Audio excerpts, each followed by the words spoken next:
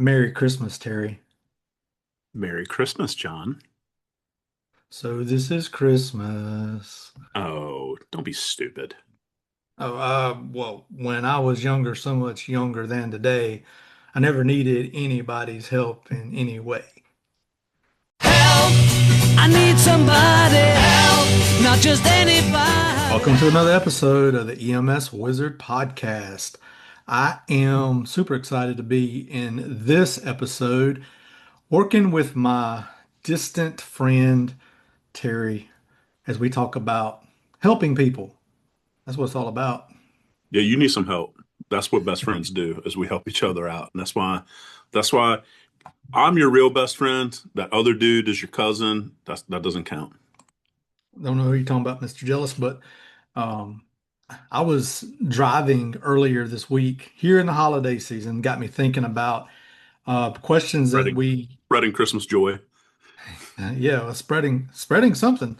Uh-huh. Um, and and the thought came to mind about how, when well, we're, at the place that I'm at, we're kind of looking at folks that are taking paramedic class and whatnot. And as we talk to these students, me and my lead instructor that were there, we're just kind of talking about the purpose people get into stuff. And one of them was, they want to help people. And it's like, I know we've talked about many times about how the purpose of EMS changes over time. And, the initial thing is folks get in it because, that interview accurate question, why do you want to get an EMS? To help people. And then as we get older, we start changing maybe, I won't say that we ever change from wanting to help people, but that maybe falls down the ladder a little bit and we have other motivations for wanting to get in and do things. Maybe, maybe that promotion pays a little more. Maybe impact is different. Maybe influence takes the place of that. Maybe serving a different function kind of replaces some of the help people thing. But as I was saying, the holiday season got me thinking, maybe the helping people actually doesn't change. The how we help people is what changes, especially in leadership and management. Yeah, I mean that to me, a statement that I make to folks when we're having a conversation is where do you do the most good? I feel like you and I have had this conversation probably on both ends of the spectrum for where do you do the most amount of good? So where does Terry Sheehy do the most? Where does John Wilson do the most? Walter, who unfortunately he's not with us, still not dead, probably, but where do you do the most amount of good? And so is that the paramedic on a truck? Are you FTOing somebody and now you're beginning to pass on that knowledge to somebody? Is it as that first level supervisor? Sometimes being the supervisor that you always wanted or that you needed. Is it being that college program director, maybe even dean of public safety or something, and being able to shape the world, to be able to shape the world of EMS, shape the world that your students, eliminate the silly barriers and help get them the tools that they need in order to learn or to do the job. And so I look at it and I say, hey, in my current role, whichever of the different roles that we look at, I'm helping people. I'm just helping in a different way. I'm helping the helpers so that they're able to focus on that. And I think that's the thing that you grow into over time is, you go from this servant role, right? And you're like, I want to help other people in the aspect of the community or whatnot. And then the important thing is when you shift into a leadership position or management position and you're starting to lead folks is to ensure that you don't forget. The whole thing about don't forget where you came from never had to do with whether you worked on a truck or not. It had to do with serving the purpose. Don't forget the purpose that you serve. And that is, if we keep to heart the help people, what has changed is I'm no longer helping you through taking you to the hospital. I'm no longer helping you through starting an IV or giving a medication or working through a medical crisis with you. That's not the help I'm doing anymore. It's inspiring the people maybe to not forget that their purpose is helping people and to help them continue to want to help people. And that's kind of what I've been reflecting on this holiday season is how much, instead of looking at it from a, where I've tried to help, you step in and hey, I'm just trying to help, to looking upward of all the people who's tried to help me over my career, lessons that maybe were hard for me to understand. And so that's a hard thing to sort of look at. It's really easy to look at what I'm trying to influence and do, and maybe if I've got something directly in front of me, like a call, how I'm going to do that. But I would challenge listeners to don't forget that just because you don't like someone that is lateral or above, don't forget their intent may be to help you later. That's the thing is sometimes we're being helped and don't know it. We think they're being resistant or there's some other issue in the way. But all of that in one big box equals help. Would you agree with that? I definitely would. And it's funny that you say this because this had popped into my mind early, and not per se the standard help story that one might think, but when Walter and I, because oddly enough, we did anatomy and physiology class together back in the whatever it was, early 2000s. And I remember the end of the first semester. I'm trying to remember what exactly that it was. I think the end of the first semester of AMP, maybe my daughter was in the hospital. My ex-wife and I, our daughter may have been in the hospital, or there was something or another. And so I'd missed a week of class. And I remember asking for an extension in class, and that instructor, that professor, working on a thing to, okay, this is what the rule is. And so whatever the rule at that college at that time was. And so I had until the end of the next semester to take the exam. And I remember taking the exam, and I remember being like, I did not do, I say I didn't do well. I didn't do great in AMP1 and was really doing good in AMP2. And I remember taking the final exam, and when all of the scores got combined, like I was like a tenth of a point or something or away from the next level grade. And I remember thinking like, well, how come he's not just rounding up? But he had helped me by giving me that time that we had a lot going on in our personal life. And because my ex-wife was in that same situation. She was worked as a paramedic. She was going through that same class and thinking about, I was actually thinking about that earlier. Like, man, I don't think I ever really said thank you the way that I should have, or maybe that's 46-year-old looking at this versus whatever I was, 20, 23, 24, 25-year-old Terry Sheehy, looking through that different lens as somebody who has been an instructor, somebody who has any number of other things. But I mean, yeah, I mean, I think recognizing that people are trying to help you sometimes. Do you think that EMS is resistant to help? Do you think we're kind of born to be so self-sufficient that we're almost to that, at least from a paramedic point of view, that we're so self-sufficient and independent that we don't need your help kind of mentality until if I need your help, I'll ask for it. Do you think that culture exists? Is it is it pride, maybe? Is it that pride that I don't want help, or I don't need help, or I don't want to admit? Is it sometimes we are so busy helping people that we don't realize, or we don't think, because our lens is focused on something else, on somebody else, and so we miss the piece. And so, John, if I'm going to sit and think about it, I would say I think sometimes we definitely do miss that piece. We do miss that. Hey, I need help, or accepting that help, and recognizing, hey, I need that help. And some of it I think might be I don't want to admit the weakness. And I think as my best friend says, we are negatively motivated. And so that negative motivation might be a piece of that. I mean, you tell me, what do you think?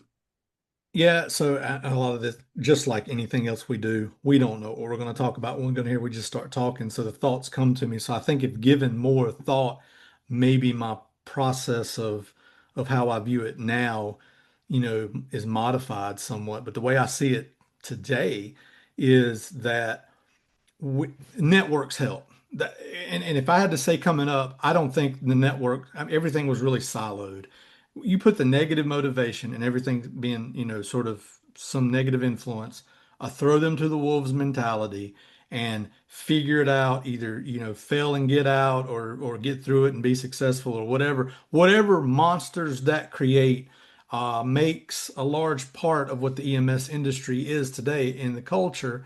I think that just having that network makes the help that much better because now I don't feel pride. I don't feel pride to call someone in the network.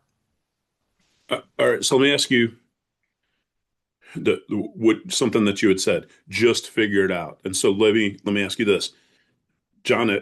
If I'm saying just figure it out, is that helping you? Because is that forcing you to be a problem solver? Is that forcing you to put to use some of those problem solving skills? Maybe somebody just doesn't realize. Maybe they're misaligned, like me without my glasses. I get all squinty.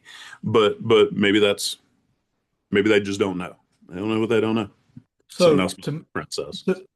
so to me, that's what I'd say is, are they equipped with the tools to know? So if I start a paramedic class and I go in there and I expect them to do an ALS assessment because they're an EMT, and I'm just like, you'll figure it out. Does that mean that damage has to happen to a patient, that I have to do that before I figured out, oh, man, you know what? Maybe there is a such thing as, maybe there is a difference between synchronized and unsynchronized cardioversion. Okay, I found that out the hard way, right? So if that's the case, then no, I think figuring it out's a bad idea. But if it's like, we just went over this, you have the tools, don't, here's the platform in which you can do, you pick a tool, you pick what the decision to be made here, and then we'll guide you along the way. I think that's two different things, and one is not helpful. Well, it bores a different medic, it bores a different leader. It ends up creating this person that probably is bitter at the world. I was probably that person, I think, at some point in time coming through that. I would say I'm your typical Gen X person that comes through EMS, salty, old school minded, throw them to the wolves mentality. And I, John Wilson, had to change the way I viewed things and look at it from a different perspective many years ago. So being exposed to a lot of different people in the network that were, that we had to meet on the road and in these different classes and stuff, that grew to be friends and co-workers and whatnot, that were around in the industry leaders, helped. That's the help that made me transition. And I think I see that also in our partners. So that's where the help comes from. That wasn't there before, that you don't find written in a book anywhere, that says this is, if this, then this, scenario. So let me you talking about being old. Looking at that hair on your face. I got some pictures of us when we first hit the road, and it was a lot less white in that It was. Yeah. in that facial hair.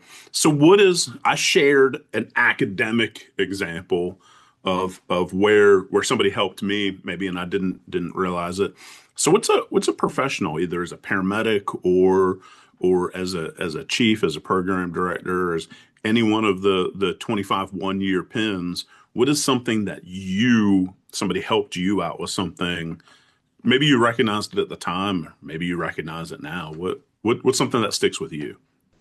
I would say politics. I say 100% knowing the politics of an agency, telling me not to said a certain thing or watch how you approach this particular problem is, to me was, oh, this person, maybe my boss or whatever, is afraid I'm going to embarrass them and they don't know what you're talking about, or they've lost touch of whatever. And they were actually teaching me that, the way you word things and the way you approach a room is very political in nature. And that if you come in and show all your cards, I remember somebody, on this podcast telling me about going into a meeting where they're trying to figure out if they were are we the lion or the lamb or something, going into a meeting, and they said, The we're Christians are the always the lion. lions.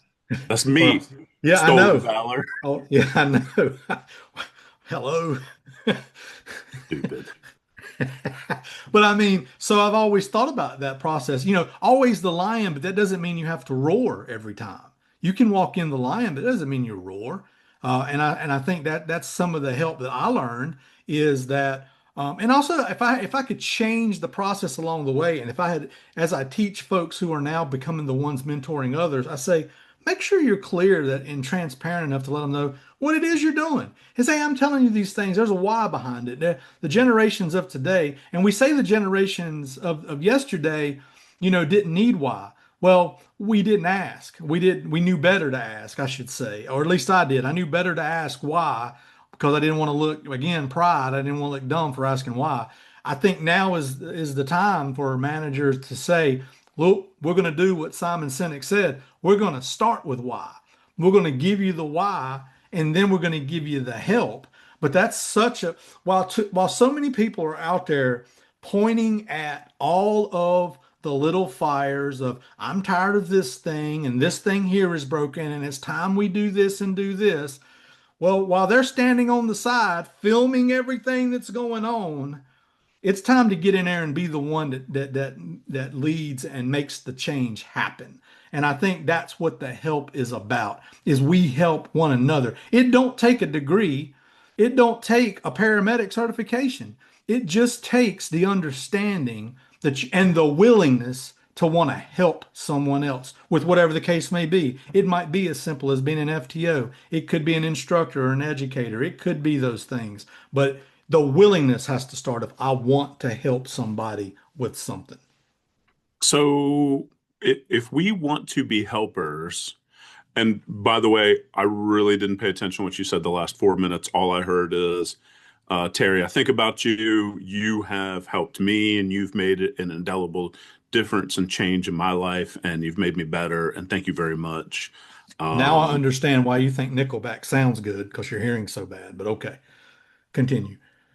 Yeah. So I heard all that. If we want to be helpers, and this is a phrase that I heard from somebody recently, is talking about that rank and file employees, the folks that are out there riding the truck, they don't always give each other much grace with things. That hey, it's this and it's this very harsh. And so for helpers, why do we, almost like nursing, nurses eat their young a lot of times?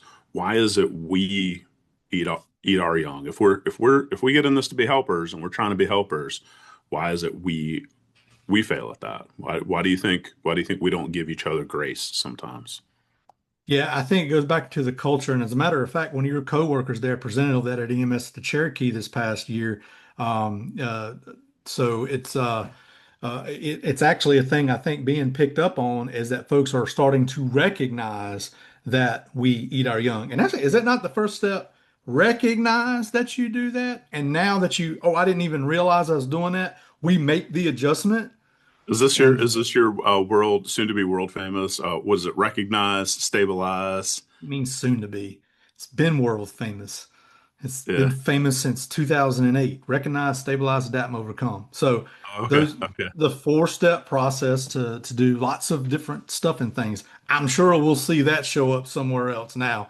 But you heard it here first. But the thing is as we go into help, I think maybe if I'm a person and I'm new, I don't know what I can help with or that I need help, or does failure have to let's talk about Michael Jordan for a minute. I like to use Michael Jordan as an example because as the time goes on, I think he becomes even more paramount in leadership lessons.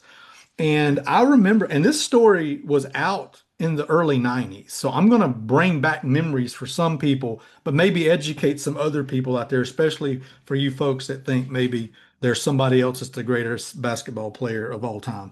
And you would be wrong, but that's okay. Very few things would you probably be wrong about, but if you don't think Michael Jordan is the greatest, that is one thing you can just go ahead and write down. Well, I guess I was wrong about that one. You need help too. But there was a story, and that is Michael Jordan was great at dunking. In the 80s, he was winning the slam dunk contest.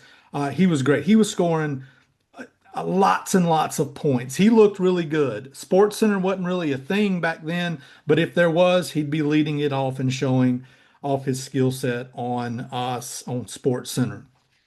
But the Detroit Pistons beat the crap out of him, and they found out that if you just muscle him, if you just foul him hard, hit him hard, he won't be able to score. And if he can't score, he can't make Sports Center. He won't make the news. And so, more importantly, we'll beat him. And so, we just need to get our biggest guy who's not going to score 20 points a game. He's just going to be a big guy.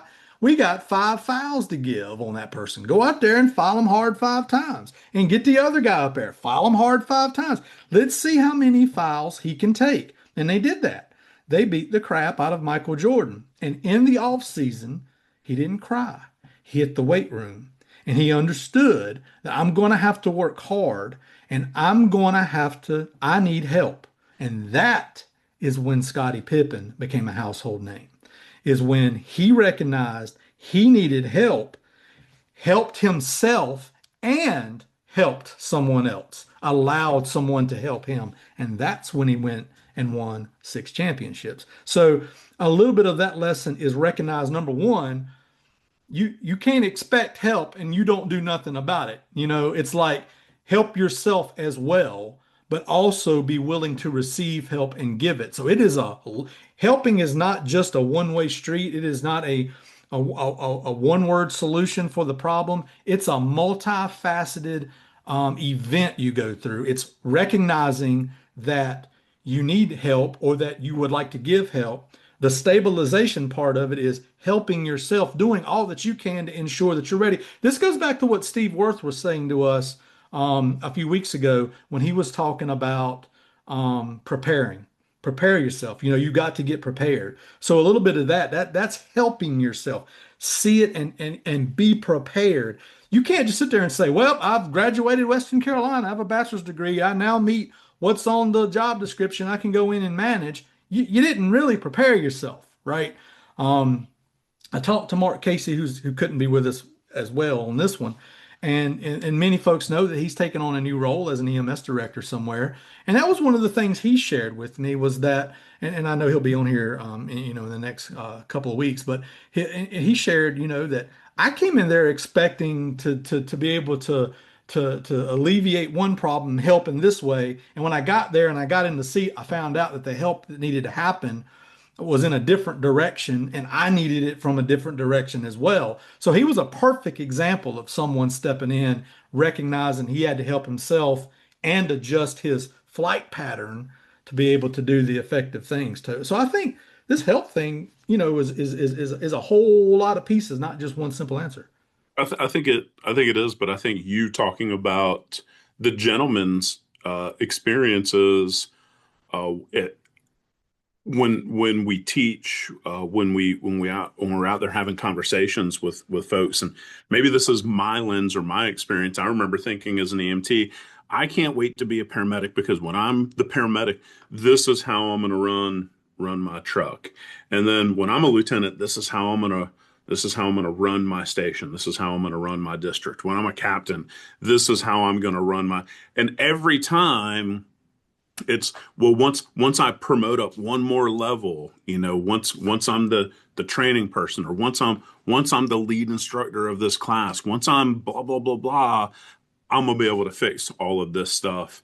And hey, yeah, I solved one problem, but then discover there's about a dozen other problems. And 8 of them I have no ability to fix. Maybe that's one of the things. And that help is who do you turn to? Who do you call? Because it's not the Ghostbusters.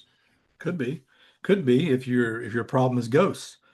The ghost of Christmas past, present, and future, for instance.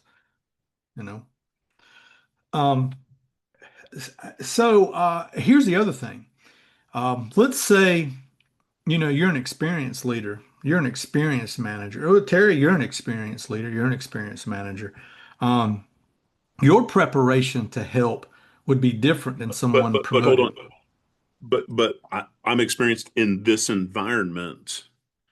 And I think to call back to something that you said, that politics and understanding that system, if you took me an Eastern North Carolina person and you drop me in South Carolina, we know some people that have made that leap, and I would dare say those people really did some amazing things and made some changes. But some of that is having to learn that local politics, and just because somebody's good one place doesn't necessarily mean they're good somewhere else. Well, in Sorry. that particular instance, the politics would change from county to county and sometimes, agency to agency. But what I was saying is that I don't think you ever reach the top of the mountain where you can't, that you stop preparing, right? So if you're in that situation, like an experienced person, you may say, well, I've got all this experience. I've got all these 1 year pins. I've got 32 years of doing XYZ. I've got 15 years here and 15 years here. So I can, my job is to help and not seek it. Then I think that's an error you make. You still have to recognize that your role now is to help people, and prepare yourself. If you're sitting there, and I was saying this the other day, I think I've reached my ceiling on who I can communicate with. I'm really concerned. I had to meet with someone at my school that wanted to talk about going into bringing EMT into the high school. Now, as I sit here today, I have a problem with EMT in the high school to the aspect of how are you getting into the class? If you're just throwing us problem kids because they couldn't make it in the nursing part or the fire part, and you're just saying, I'm throwing them in there, then that's not a very good way to give us EMS students. The second issue that I have, and this is a whole nother episode, I think, probably, is if there are mental health struggles amongst first responders, and I suspect there is a challenge there with those things, and there needs to be a certain level of support. How much of that has to do with the maturation process of the provider? Like, they're young, they are not exposed. I remember when I got in, I was exposed very quickly to a lot of blood, guts, gore, and just trauma altogether, and just had all that, and that became 80% of what I saw until it wasn't anymore. And lots of people, I think, they have that same correlation to how they saw things. And then as that went away and it became hit and miss when you saw these things and it impacted you emotionally, I think that was part of maturing. So there are folks that go through that. Well, during the maturing process is where people struggle. And so they have that, we'll just say mental health, concern that's there. My question would be, why would I want to put that on a 17 or 18-year-old kid in high school Yeah, I think it's. without the maturation? How old were you when you took your EMT class? When I took EMT, I don't know. Let me come on, real best friend real quick. Hey, Keith, when was it? Oh, we was 20, 20. We was 20. Oh, okay. Yeah, I don't know because I took my EMT. It was a high school EMT class, Mhm. and so 50% of what you say is correct. I mean, not volunteering with the local fire department, taking those certification classes. That's Hey, different. it, That's exposure to the fire department, not yeah, exposure to the high school only. it is. Well, yeah, it definitely is. Joined the fire department in July. High school class started in August, and I'm taking an EMT class August 25th, and I joined the fire department July 26th. And so by the skin of my teeth, yes.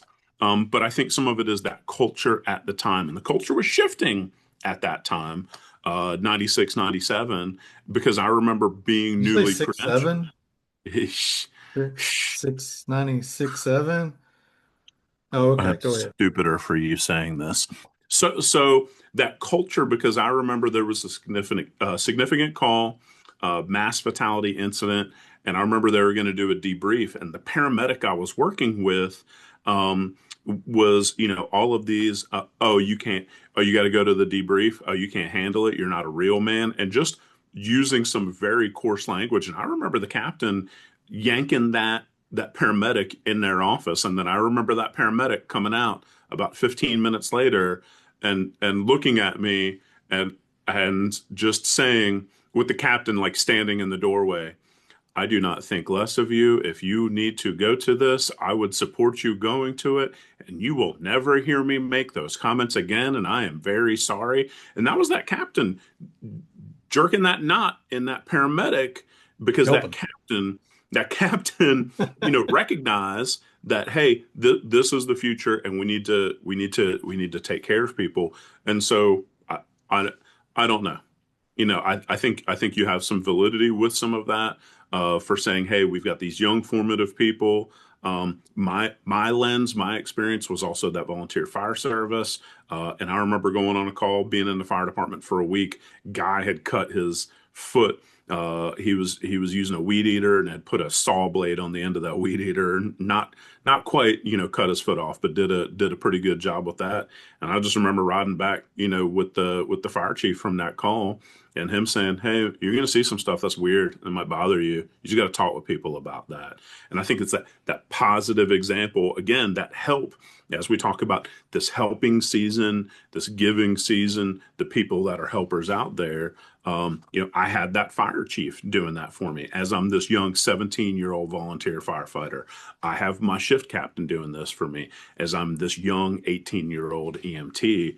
And so maybe we as leaders don't realize what we do to help, or how we set that tone.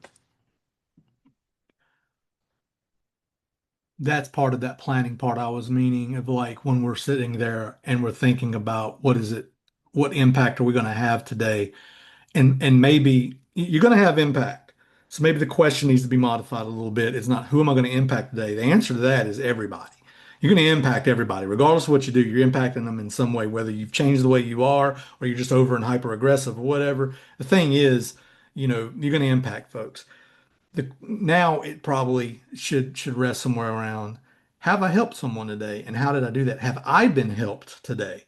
Asking questions, can you help me with something? Help me out. And I reflect on calls that I've been getting, over the last several years, with people calling and say, help me out with something. And I just missed the word help along the way. I looked at it as a greeting more than anything else. So sometimes we just gloss over some of those things. And I think that may be the magic bean that grows the biggest beanstalk, and that is recognizing our ability to help, the need that help is there, but also that we also need to continue to help and whatnot, especially in this season.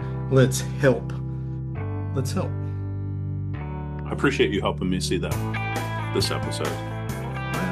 We do what we do. Hang on, my phone's ringing. It's my real best friend. Hey, Christina.